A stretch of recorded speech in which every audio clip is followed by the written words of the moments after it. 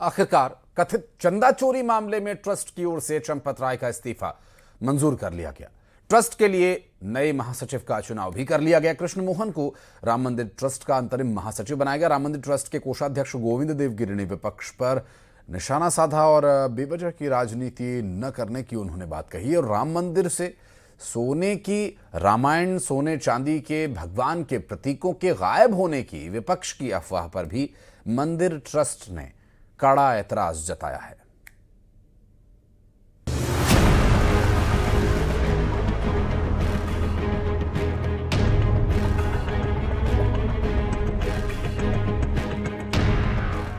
अयोध्या राम मंदिर में दान चोरी के आरोपों को लेकर राम मंदिर ट्रस्ट की अहम बैठक हुई।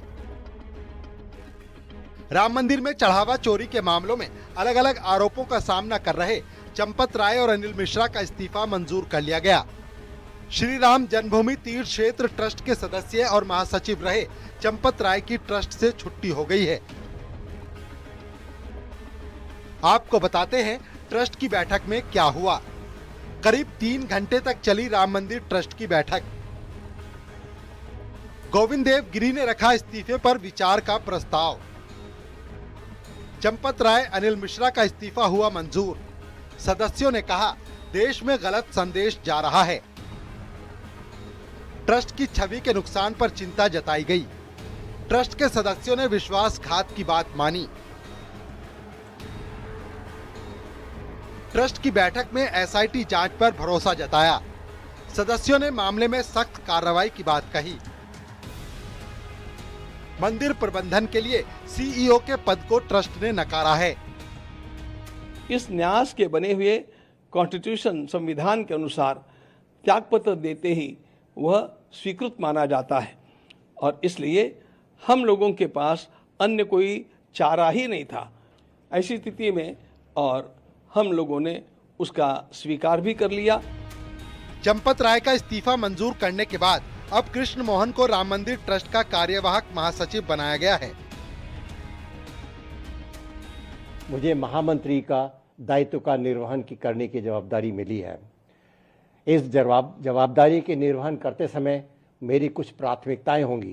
पहली, इसमें जो भी दोषी हैं, इस प्रकरण में जो भी दोषी पाए जाएंगे, हमारा आग्रह रहेगा उन सभी को न्यायोचित ढंग से जो भी उनको सजा मिलनी है मिले। इसके लिए हम बहुत आग्रही रहेंगे।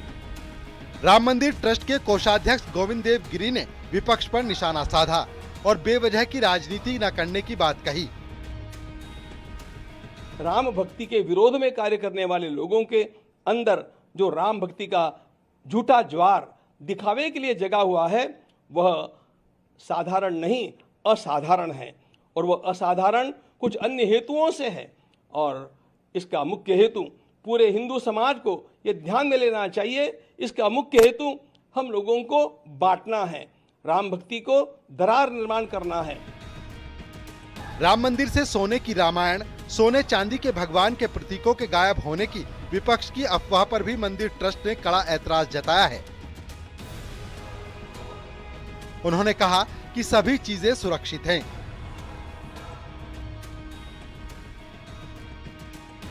मीडिया के सामने सभी चीजों को प्रस्तुत भी किया गया। Bureau report, news 18, UP Uttarakhand.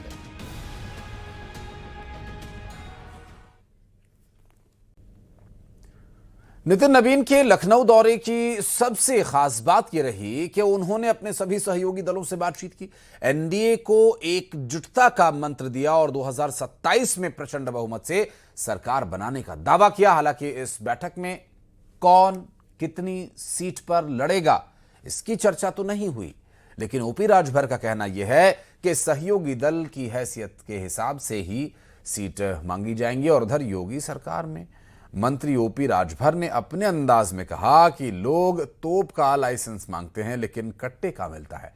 हम अपनी हैसियत और ताकत के हिसाब से सीटें मांगेंगे।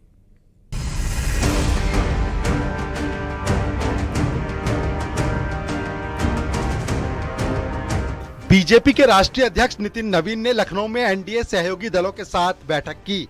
इस दौरान 2027 चुनाव को लेकर रणनीति बनी और गोंड, खरवार, प्रजापति और पाल वोट बैंक पर भी चर्चा हुई। नितिन नवीन ने दावा किया कि यूपी में बीजेपी पूरी तरह तैयार है। बहुमत के साथ बीजेपी हैट्रिक लगाएगी। उत्तर प्रदेश को जो उत्तम प्रदेश का बनाने में एनडीए के सभी दलों ने मिलकर काम किया है और हमारे नेतृत्वकर्ता माननीय प्रधानमंत्री नरेंद्र मोदी जी, माननीय मुख्यमंत्री योगी आदित्यनाथ जी जिस सेवा के भाव से जनता के बीच में काम किए हैं, मुझे पूरी उम्मीद है 2027 के चुनाव में हम प्रचंड बहुमत की एनडीए गठबंधन की सरकार बनाएंगे। बैठक में आरएलडी के राष्ट्रीय महासचिव त्रिलोक त्यागी, निषाद पार्टी के राष्ट्रीय अध्यक्ष संजय निषाद, एसबीएसपी अध्यक्ष ओम प्रकाश राजभर और अपना दल के आशीष पटेल मौजूद रहे। सबने एक साथ एकजुटता की बात कही। सहयोगियों को लेकर के वो भी चलना चाहते हैं और हम भी उनके साथ चलना चाहते हैं।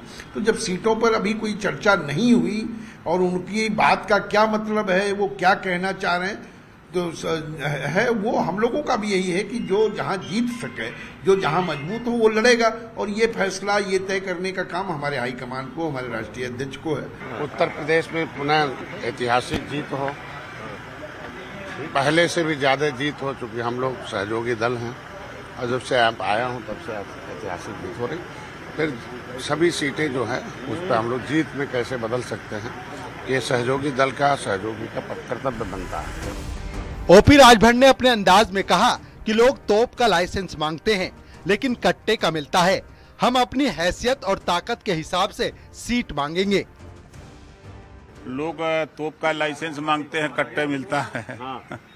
तो जो हमारी हैसियत है, जो हमारी ताकत है, उस हिसाब से जब टाइम आएगा तो फिर देखा जाएगा। हम अपनी पार्टी, अपना सिंबल के चुनाव लड़ते हैं।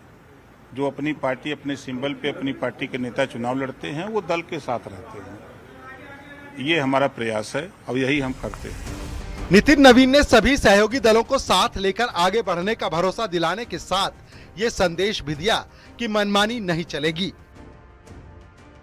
एनडीए में जद्दोजहद ज्यादा होने की संभावना है, क्योंकि यहाँ पे पिछले चुनाव में ज्यादा सीटों पर लड़कर पार्टियां आई थी। भले ही उनकी सीटें कम थी, लेकिन जिन सीटों पर चुनाव लड़े थे वहां वो काफी ज्यादा थी। इसके अलावा निषाद पार्टी है या अपना दल है, इनका फार्मूला बीजेपी के साथ पहले से सेट है और इसी फार्मूले को लेकर वो आगे बढ़ सकते हैं। लेकिन दो पार्टियों के मामले में इनके बीच में आपस में टकराहट हो सकती है। नितिन नवीन ने मिशन 2027 के लिए हर कमी को दूर करने के साथ एकजुटता का संदेश भी दिया। Bureau report, news 18, UP Uttarakhand.